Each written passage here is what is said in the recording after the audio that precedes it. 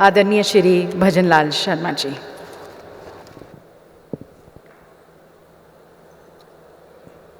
आप सभी को राम राम, नमस्कार, क्षमा घड़ी। आज प्रवासी राजस्थान दिवस 2025 के अवसर पर हमारे बीच में माननीय राज्यपाल राजस्थान आदरणीय श्री हरिभाऊ किशनराव बागड़े जी, हमारे अपने ही माननीय राज्यपाल पंजाब आदरणीय श्री गुलाब चंद कटारिया जी, हमारे बीच में हमारे केंद्रीय वाणिज्य एवं उद्योग मंत्री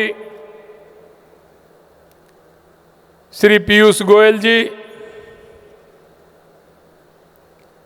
केंद्रीय पर्यावरण वन एवं जलवायु मंत्री श्री भूपेंद्र यादव जी, केंद्रीय जल शक्ति मंत्री श्री CR पाटिल साहब, केंद्रीय कृषि एवं कल्याण राज्य मंत्री भागीरथ चौधरी जी,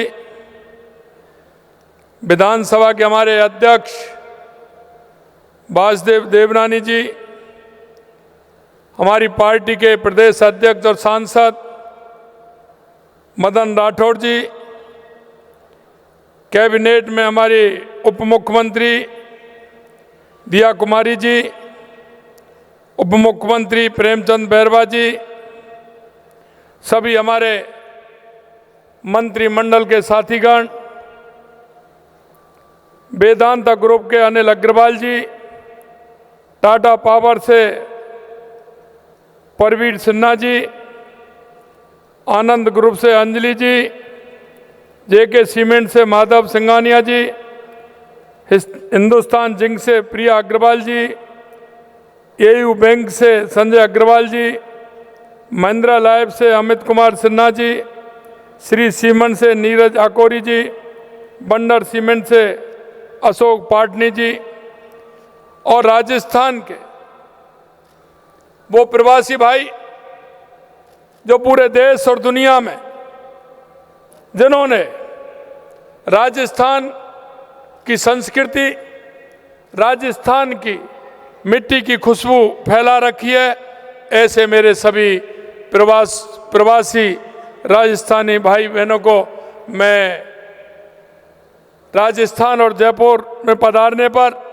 आप सभी का अभिनंदन करता हूं, वंदन करता हूं, आप सभी को मैं प्रणाम करता हूं। आज प्रवासी राजस्थानी दिवस 2025 के इस अवसर पर मेरा दिल गर्मजोशी और गर्व से भरा हुआ है, क्योंकि मैं आप सभी को आपके अपने प्रदेश में यानी राजस्थान में स्वागत कर रहा हूं। यह समारोह सिर्फ एक आयोजन नहीं है, यह हमारी संस्कृति और विरासत का मिलन है, राजस्थान की उपलब्धियों को साझा करने का और विकास में भागीदारी बनने का उत्सव है। पिछले साल देश के यशस्वी प्रधानमंत्री नरेंद्र मोदी जी के नेतृत्व में सरकार के पहले साल में ही rising Rajasthan global investment summit हमने किया था। देश और दुनिया में रहने वाले प्रवासी राजस्थानियों को एक मंच पर हमारा लाने का प्रयास था। मुझे गर्व है कि मेरे राजस्थानी भाई और बहन दुनिया में कहीं भी हों, वो यहाँ की मिट्टी से आज भी जुड़े हुए हैं। इसलिए मैं आपका अभिनंदन करता हूँ। देश और दुनिया में आपने जो राजस्थान का मान बढ़ाया है, उसके लिए भी मैं आपका अभिवादन करता हूँ। हमने पिछले वर्ष घोषणा की थी कि हम हर साल 10 दिसंबर को प्रवासी राजस्थान दिवस आयोजित करेंगे। पर हमने कल्पना की थी कि मेरे राजस्थानी भाई बहन इतनी बड़ी संख्या में आएंगे और अपनी सहभागिता निभाएंगे। लेकिन आज प्रथम प्रवासी राजस्थानी दिवस समारोह में आपकी गर्मामयी उपस्थिति हमें गौरवान्वित कर रही है कि इतनी बड़ी संख्या में आप सभी लोग पधारे हैं। मुझे पता है कि जीवन आपको चाहे दुनिया के किसी भी हिस्से में ले गया हो, लेकिन आपका दिल इस मिट्टी, यहाँ की विरासत तथा संस्कृति के लिए हमेशा धड़कता रहता है। आप अपने साथ मारवाड़ की भावना, शेखावाटी का उद्यम, मेवाड़ का गौरव, ढूंढाड़ की विनम्रता, बागड़ तथा हाड़ौती की सांस्कृतिक गहराई और ब्रज का रस लेकर के आप हमेशा चलते हैं।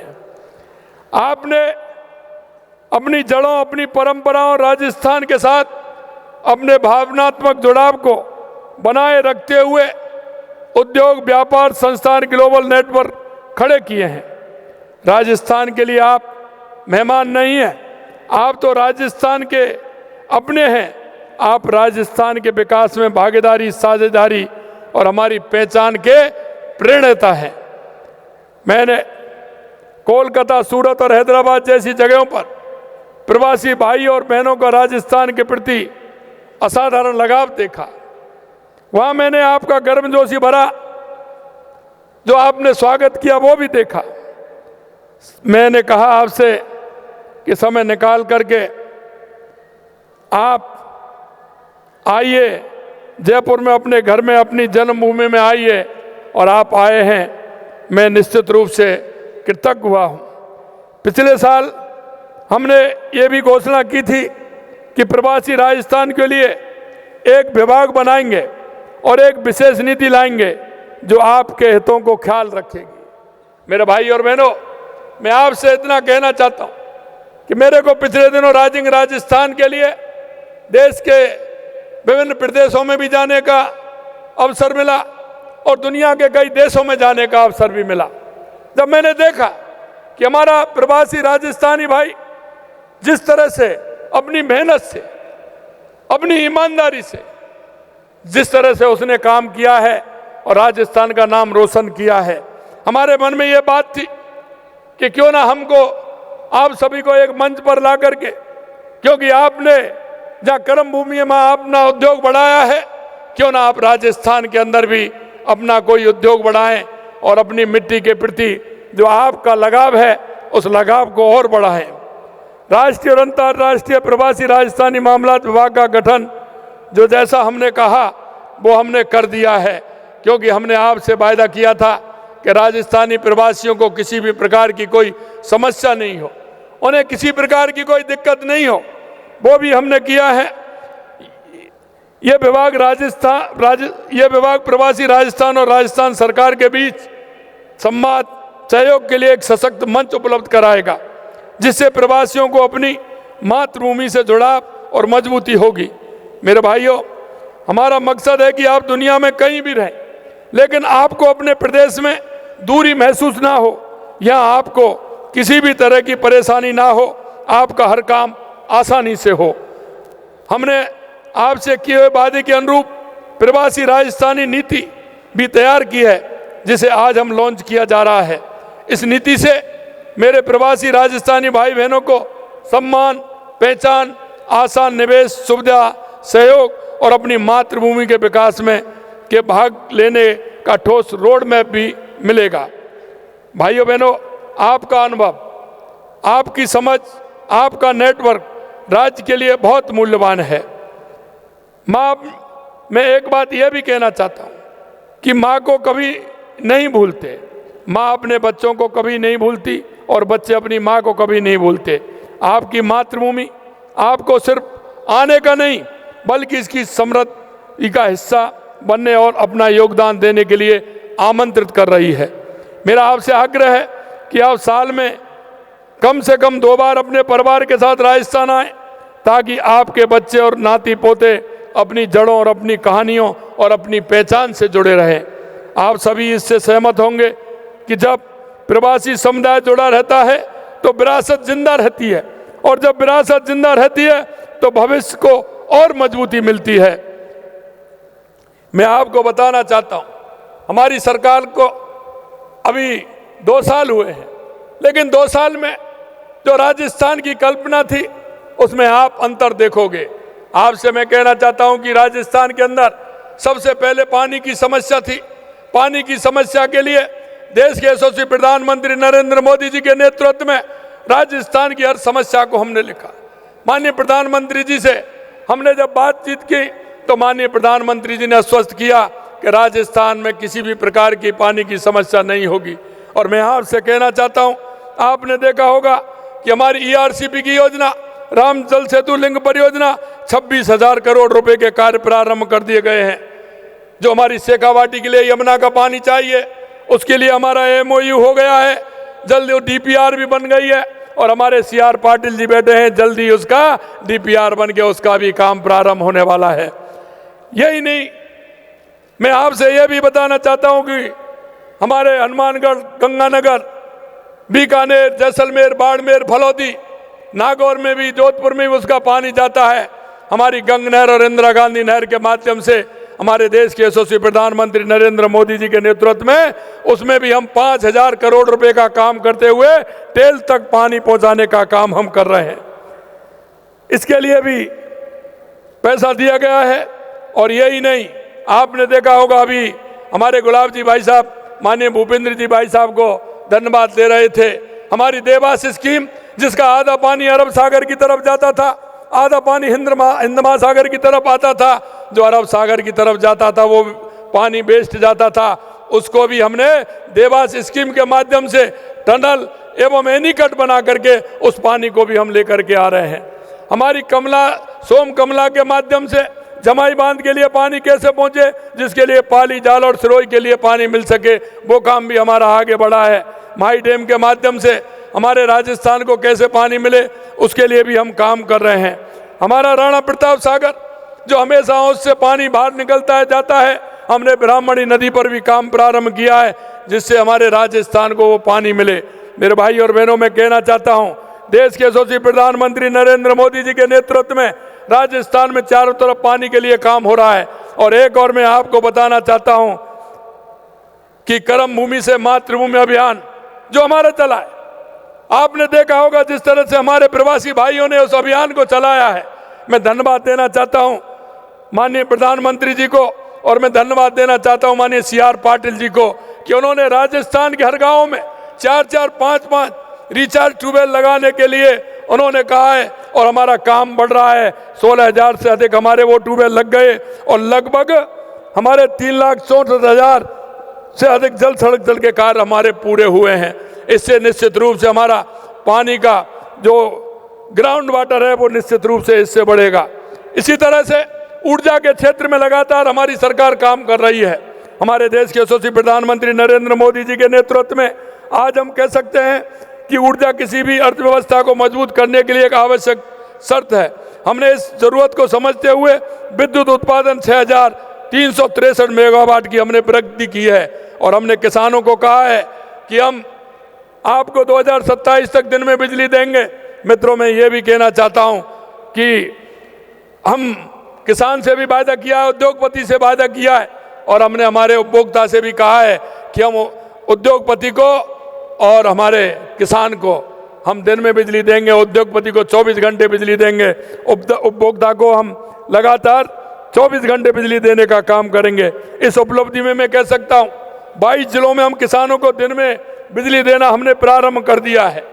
इसी तरह से हमारे किसान, युवा, मजदूर, महिला लगातार देश के यशस्वी प्रधानमंत्री नरेंद्र मोदी जी के नेतृत्व में उसमें भी काम कर रहे हैं। किसान, आपने देखा होगा किसान सम्मान निधि हमने 76 लाख से अधिक किसानों को दी है। लगातार किसानों के कल्याण के लिए हमारी सरकार काम कर रही है। 44,000 करोड़ रुपए से अधिक अल्पकालीन ब्याज मुक्त फसली ऋण वितरण किया है। और हमने किसान के लिए गेहूं पर बोनस देने का भी हमने काम किया है। प्रधानमंत्री फसल योजना के तहत 6,207 करोड़ रुपए बीमा क्लेम हमने वितरित किया है। मुख्यमंत्री मंगला पशु योजना के तहत करीब 9 लाख पशुओं को, 20 लाख से अधिक पशुओं को पंजीकरण, 10 लाख से अधिक पॉलिसी जारी की है। 536 मोबाइल वेटनरी यूनिट भी हमने की हैं। इसी तरह से हमने कहा है कि हमारे देश का, प्रदेश का अगर मजदूर हमारा मजबूत होगा, किसान मजबूत होगा, तो लगातार हम मजदूरों के लिए लगातार हम काम कर रहे हैं। और मैं आपसे कहना चाहता हूं कि जिस तरह से महिलाओं के लिए हमने काम किया है, हम लखपति महिला के लिए भी लगातार हमारी सरकार काम कर रही है। राज्य में करीब 20 लाख महिलाओं को विभिन्न कौशल और आजीविका कार्यक्रमों के माध्यम से प्रशिक्षण दिया जा रहा है। प्रधानमंत्री मातृ वंदन योजना के अंतर्गत 10 लाख महिलाओं को लाभान्वित किया गया है। नारी शक्ति को विकसित भारत के केंद्र में रखा जा रहा है। इसलिए हमारी सरकार ने मातृत्व से लेकर के शिक्षा, आजीविका के काम को लेकर के भी हम आगे बढ़े और ठोस कदम उठाए हैं। इन्हीं प्रयासों का परिणाम है कि 12 लाख से अधिक महिलाएं लखपति दीदी बनी हैं। राजस्थान की हर बेटी लाड़ो योजना के अंतर्गत हमने 1 लाख रुपए से बढ़ा करके 1.5 लाख रुपए किया है। अगर मैं राजस्थान के युवाओं की बात करूं तो हमने राजस्थान के युवाओं को जिस तरह से हमारी सरकार ने 2 साल के अंदर किया है, पहले हम देखते थे युवा खून के आंसू रोता था, पेपर लीक हो जाते थे। हमने युवाओं को विश्वास दिलाया था कि हमको किसी भी तरह की आपको परेशानी नहीं आएगी। हाँ, आज तक आप देख सकते हैं 2 साल के अंदर एक भी पेपर लीक नहीं हुआ है। ये युवाओं के प्रति जितना हमारा काम है। हमने कहा युवाओं को 4 लाख सरकारी नौकरी देंगे, हमने 92,000 नौकरी दे दी है। 1,56,000 पाइपलाइन के अंदर है। आगे आने वाले समय में और भी वैकेंसी निकाल रहे हैं और इसी महीने में लगभग 20,000 नियुक्ति पत्र हम और देने जा रहे हैं। इसलिए हम कहते हैं कि युवाओं के भविष्य के लिए हम लगातार काम कर रहे हैं। 3,30,000 से अधिक युवाओं को कौशल प्रशिक्षण दिया गया है और हम युवाओं के लिए नीति भी लेकर के आ रहे हैं। जैसा हमारे अनिल अग्रवाल जी ने कहा था कि हम 2 करोड़ से लेकर के 100 करोड़ तक हमारा युवा काम कर सकता है। हमें उसी मापदंड को देखते हुए युवाओं के लिए नीति लेकर के आ रहे हैं। युवा मिलकर के भी उद्योग लगा सकते हैं, युवा इंडिविजुअल भी अपना कोई ना कोई इकाई डाल सकते हैं। उसके लिए भी हमारी सरकार काम कर रही है। हमने पिछले 2 वर्षों में राजस्थान ने तीव्र औद्योगिक विकास के दौर में कदम रखा है, जहाँ निवेश के लिए वायदे और समझौते तेजी पर धरातल से उतर रहे हैं। आपने देखा होगा राजिंग राजस्थान हमने पहली बार किया, उसमें 35 लाख करोड़ रुपए के हमारे एमओयू हुए थे। 8 लाख करोड़ रुपए से अधिक के प्रोजेक्ट धरातल पर उतर गए हैं। ये भी हम कहना चाहते हैं। इनके माध्यम से जो बड़े बड़े उद्योग हैं, जिसके साथ छोटे उद्योग लगने वाले हैं, हमने कहा है हमारे युवाओं को स्किल डेवलपमेंट के माध्यम से हमारे उन युवाओं को भी रोजगार मिले। और मैं युवाओं से भी आह्वान करना चाहता हूं कि आप नौकरी लेने वाले नहीं, आप नौकरी देने वाले मिलिए, क्योंकि राजस्थान के अंदर अभी बहुत पोटेंशियल है। हर क्षेत्र में राजस्थान के अंदर काम करने की आवश्यकता है। हमारा कोई सा भी क्षेत्र हो, शिक्षा का हो, चिकित्सा का हो, पर्यटन का क्षेत्र हो, अगर हम पर्यटन में कहें तो राजस्थान से निराला कोई प्रदेश नहीं है। राजस्थान से निराला कोई प्रदेश नहीं है। हमारा डेजर्ट हो, हमारी झीलें हो, हमारे अभ्यारण्य हो, आप कहीं भी देख सकते हैं। हमारे बड़े बड़े किले हों, हमारे बड़े बड़े महल हैं, हमारे शेखावाटी की हवेलियां हैं।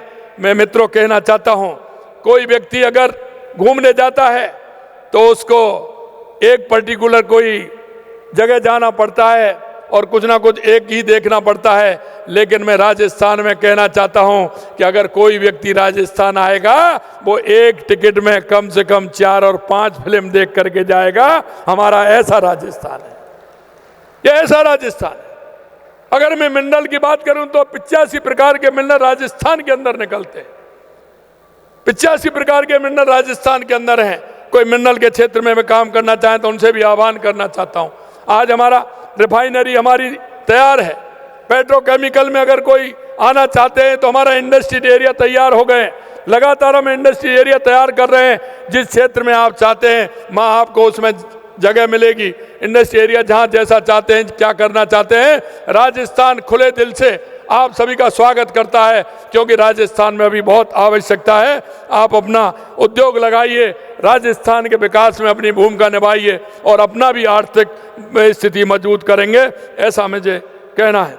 मित्रों, मैं ये भी कहना चाहता हूँ कि हमारी सरकार ने, क्योंकि पहले जो सरकार होती थी वो मुँह देख करके, शकल देख करके काम करती थी, हम नीति से काम करते हैं। हमारी सरकार ने 24 से ज़्यादा नीतियाँ लागू की हैं। आज भी हम कुछ और नीतियाँ लागू करने जा रहे हैं। मैं आपसे इतना कहूँगा कि AI एवं ML नीति, सेमी कंडक्टर नीति, एरोस्पेस एंड डिफेंस जैसी नीतियां भी लाने जा रहे हैं। आपने देखा होगा कि लगातार हमारे एयरपोर्ट भी बढ़ रहे हैं। लगातार हम राजस्थान की दूरी को कम करने के लिए हमने 9 ग्रीन फील्ड मंजूर किए, जो हमारे ग्रीन फील्ड बनने वाले हैं, जिससे कि हमारा आपने देखा दिल्ली मुंबई कॉरिडोर हो या भारतमाला एक्सप्रेस हो, हमें उनसे जोड़ करके 9 ग्रीन फील्ड हम बना रहे हैं, जो लगातार जो हमारी राजस्थान की दूरी को कम करेंगे, उसके लिए भी हम काम कर रहे हैं। जहां एक और नीतिगत निर्णय लिए जा रहे हैं, वहीं दूसरी ओर धरातल पर कार्य को प्रगति देने के लिए ईज ऑफ डूइंग बिजनेस की दिशा में भी कदम उठाए गए हैं। राजस्थान को अपने ऑनलाइन पोर्टल राजनिवेश के कारण टॉप अचीवर स्टेट के तौर पर पहचान मिली है। राजनिवेश पोर्टल अब 19 विभागों से संबंधित 170 अनुमतियां समयबद्ध रूप से दिलवा रहा है। GIS best industries infrastructure mapping, digital land bank, e auction magazine, मजबूत सिंगल विंडो सिस्टम ने राजस्थान में उद्योग और व्यापार को बहुत आसान बना दिया है। आपको ये जानकर प्रसन्नता होगी कि MSME के लिए CT और CTO की अनुमति प्राप्त करने का समय 120 दिन से घटाकर सिर्फ 21 दिन कर दिया गया है, जबकि 877 तरह के उद्योगों को वाइट कैटेगरी में डाल दिया गया है ताकि उन्हें कंसेंट लेने की आवश्यकता ना हो। उद्योग और व्यापार तभी चल सकते हैं जब प्रदेश की कानून व्यवस्था अच्छी हो। आपको मैं ये जानकारी देना चाहता हूं कि 2 साल के अंदर राजस्थान में हमारी सरकार के 2 वर्ष के कार्यकाल में कुल अपराधों में 20% की कमी दर्ज की गई है। अगर मैं विभिन्न में अपराधों में बताऊं तो वो कई में 50% है, कई में 25% है, कई में 30% है, और महिला अत्याचार में हमारी 10% है।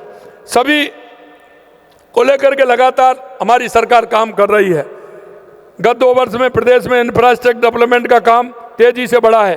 राज्य में 36,000 से अधिक किलोमीटर सड़कें, जैसा मैंने कहा, 25,000 करोड़ रुपए के निवेश किया गया है। जयपुर मेट्रो के नए चरण का काम शुरू होने जा रहा है।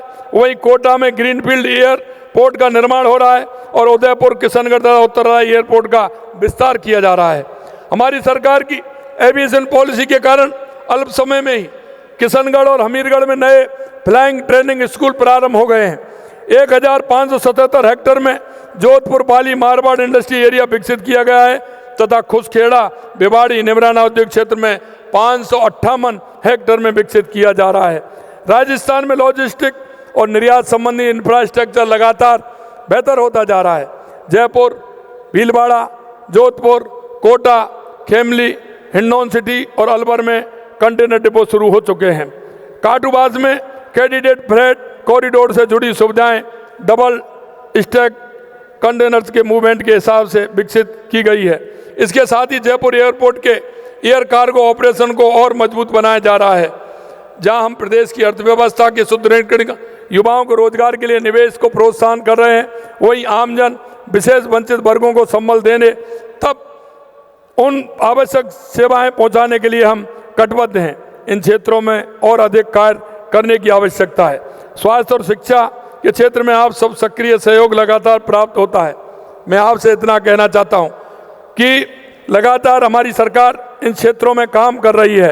आपने देखा होगा, क्योंकि राजस्थान को रेगिस्तान के रूप में जाना जाता है, लेकिन मैं आपको विश्वास दिलाता हूं कि देश के यशस्वी प्रधानमंत्री नरेंद्र मोदी जी के नेतृत्व में हरियाणा राजस्थान के तहत एक पेड़ मां के अभियान में हमने 2 वर्षों में लगभग 20 करोड़ पौधे लगाए गए हैं। हम हर पंचायत में नर्सरी स्थापित करने का काम कर रहे हैं ताकि 5 वर्षों में 50 करोड़ पौधे लगाने का हमारा लक्ष्य आसानी से प्राप्त हो सके और हमारा राजस्थान हरा भरा राजस्थान बन सके। इसके लिए भी लगातार काम कर रहे हैं। आपने देखा होगा कि जब हम ये सारे काम कर रहे हैं तो ऊपर वाला भी हम पर मेहरबान है। लगातार 2 साल से देख रहे हैं, हमारा कोई भी बांध खाली नहीं है। अभी भी हमारे राजस्थान के अंदर जितने बांध हैं पूरी तरह से भरे हुए हैं। हम आपको विश्वास दिलाते हैं कि जिस तरह से देश के यशस्वी प्रधानमंत्री नरेंद्र मोदी जी के नेतृत्व में हमारी सरकार काम कर रही है, आपसे इतना ही कहना चाहता हूं, जिस राजस्थान की कल्पना बाहर लोग बैठाते हैं, हमारा बदलता हुआ राजस्थान है, हर क्षेत्र में बदलता हुआ राजस्थान है। हमारा सभी सेक्टर में तेजी से आगे बढ़ रहा है। टेक्सटाइल, कपड़ा क्षेत्र में राजस्थान भारत के बड़े केंद्रों में से एक है। भीलवाड़ा, पाली, बालोतरा, जोधपुर और जयपुर इस क्षेत्र के सबसे बड़े क्लस्टर हैं।